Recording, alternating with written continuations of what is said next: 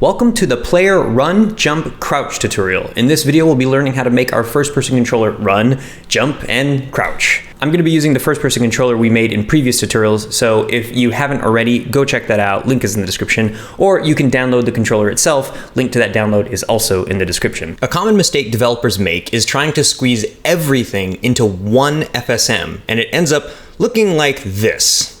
When really, you should be looking for opportunities to split your systems up into multiple FSMs. This is how you make things that are not only more efficient and function better, but are easier to read and develop.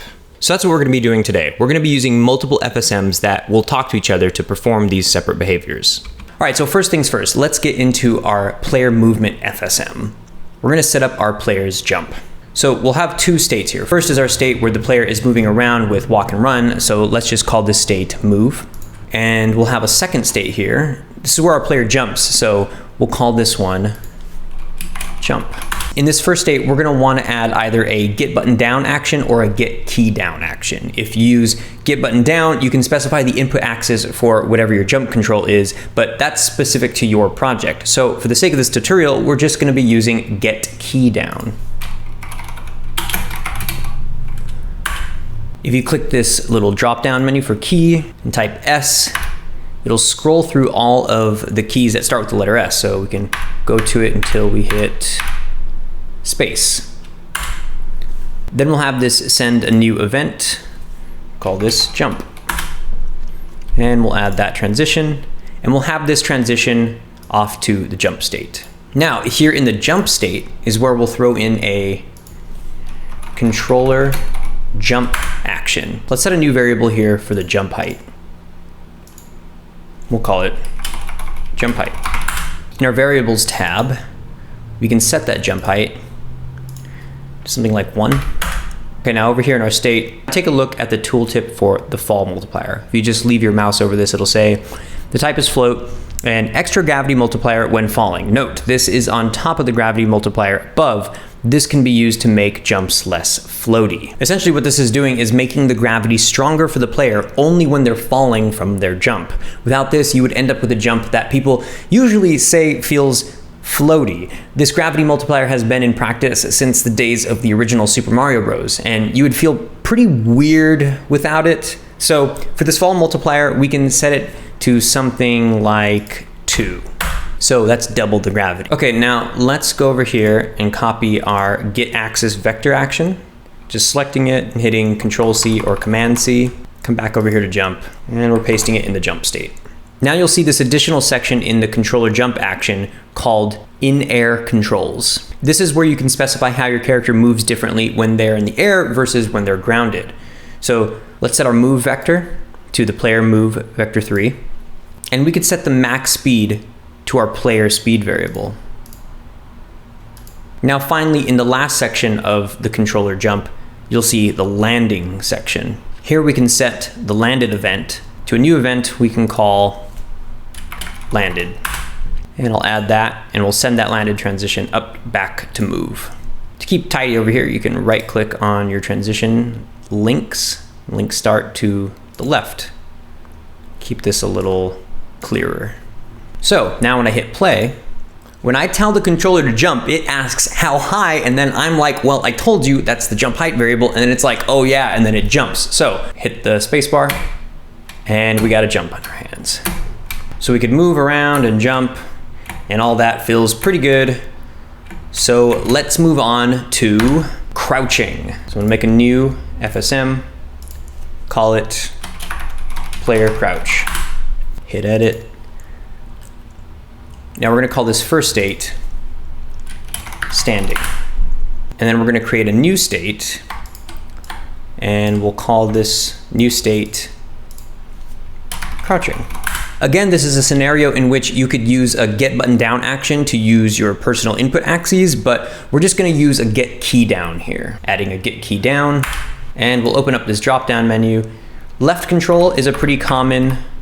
Hitting L a few times, you can find left control. That's pretty common for a crouch. I'm gonna use Z for my crouch key. And we'll have it send an event, new event called crouch, add that transition. We'll have this crouch transition off to the crouching state. So here in our crouch state, I'll add in a get key, and that's just get key, not down or up. This way we can specify a bool value, which is also something that you can get if you're using the get button action with your input axes. So since my crouch button is Z, that's what I'm gonna use again. So what this is doing is setting a bool value as to whether or not the Z key is being pressed. So I'm gonna create a new variable, call it crouch button underscore is down. If the key is down, this will be set to true. And if the key is not down, it'll be set to false. We're gonna be checking every frame, and then we're gonna throw in a controller crouch action. Now for the is crouching value, we can set that to our crouching button is down. It needs this value to know when to send its stand event, which is down here. So for stand event, we're gonna give it a new event called stand. Gonna add this transition, and this could send back to the standing state. When link start lock to left. You can set the crouch height and transition time to your liking, but if your character is about 1 meter tall, then crouching to 0.5 should be good, and 0.2 seconds is a nice length to animate that crouch. So if I hit play, character should now be able to crouch. And you can see both in the game view and in the editor how our controller is crouching. Perfect. This version of crouching is your standard press and hold, but everything you need to set up a toggle for crouch is also there for you. What if our character is crouching under something? Well, we don't want them to be able to stand up and clip through whatever it is that's above their head. We want the crouch to be locked until they move out from underneath the thing. So let's set up the scene by adding a cube. Okay, and I'm just gonna make it a little bit bigger like this, and we'll move it so it's just above the player's head. Let's move the player down to the floor like that, and then the cube will be something like this. It's just a little lower than our player's standing height. This way they can crouch under it, but shouldn't be able to stand under it. The cube itself is all we need. It has a collider on it, which is set up just the way we need it. Now, we need to make one addition to our PlayerCrouch FSM. Here in the crouch state, let's add in a controller check height. Okay, and that goes at the bottom here. We'll set the check height to 2, which is the size of our player. The tooltip says height to check. The action will use a capsule of this height to check for collisions. Right, so that's how tall our capsule is. And we're gonna save this did pass value as a new variable we'll call can stand. Now up here in controller crouch, can stand is checked by default. So that means we can crouch and then stand up and down however much we want, whatever. But if we want it to be dependent on whether or not this controller check height has can stand, all we gotta do is add our can stand bool. So our controller crouch action is using that can stand value to decide whether or not this stand event should be sent. And what we'll do is we'll use this layer mask to check only for things on the transparent effects layer. And I'm gonna set this cube to the transparent effects layer.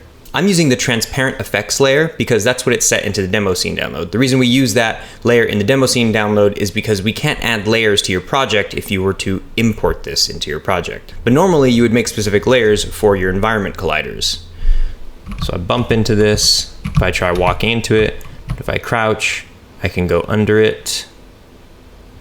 If I let go of crouch, but I can't stand up anymore.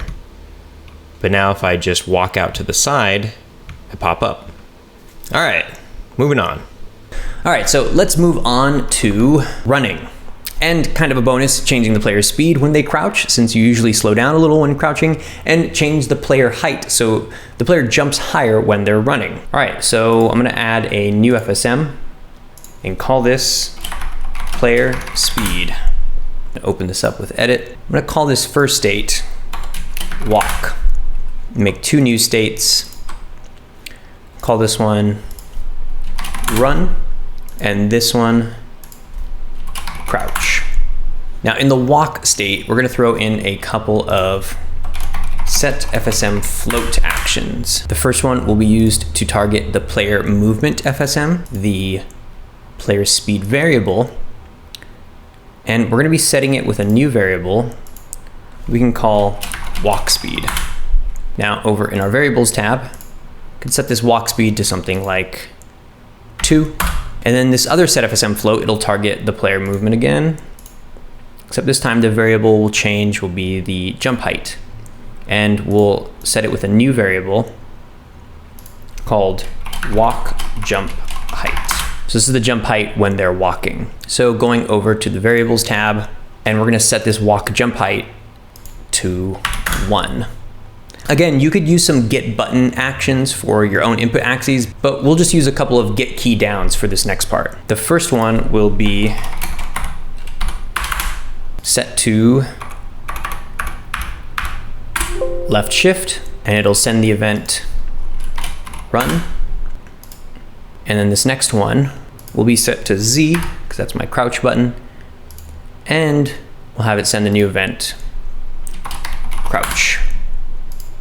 Then we'll just have the run transition send off to the run state and the crouch transition send off to the crouch state. We're gonna have pretty similar setups in the run and crouch states. So let's just copy these FSM actions from our walk state, these two. I'm holding shift to click and select both of them, and then copy them over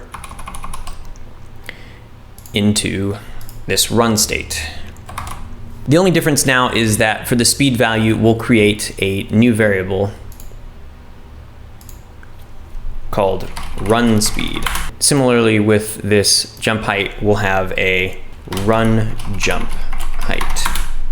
So this is the speed and height that are set when the player is running. Over in our variable tabs, we could set these up. So for the run speed, we can set it to something like 5, and for the run jump height, something like 1.5, just a little bit more than a normal jump. So back over in the run state, we'll add in a get key up.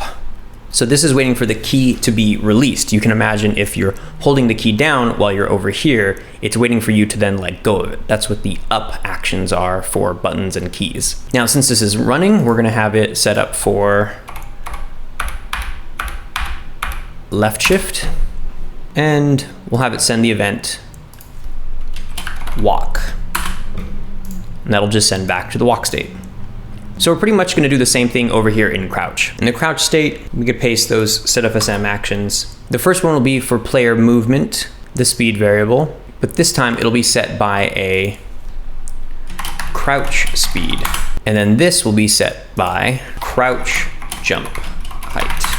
So there's a different speed and a different jump height for when you're crouching. Let's go to the variables tab to set these up. For the crouch speed, we could set it to something like 0.5, and the crouch jump height, that can also be 0.5. So after those set FSM actions, we just need another get key up.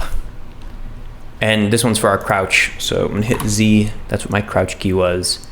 And we're just gonna send for walk again. I'm gonna send that back here. So if we press play, now we can run. We could jump a little higher when we're running, as opposed to that. You can kind of see it's a subtle difference, but it does make a difference. We can crouch,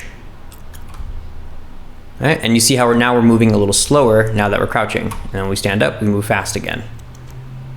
And also when we're crouching, we can't jump as high. See, kind of got a little baby jumps in there. All right, so that's how you run, jump, and crouch, and change the speed and the height of all those things to interact with each other.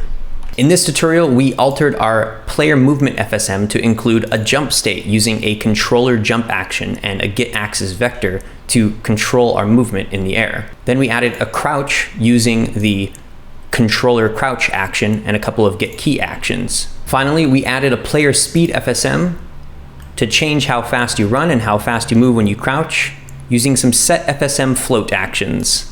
Be sure to check out our other videos to learn all the various features of Playmaker. Links to more learning resources are in the description.